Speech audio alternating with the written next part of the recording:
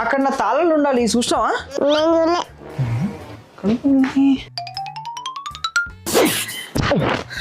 రే నేను ఏ పార్టీకి రానరా, ఫోన్ రా మీరే.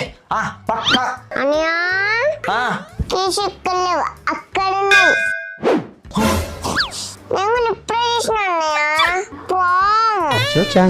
నువ్వు తమ్ముడు పంచుకోండి.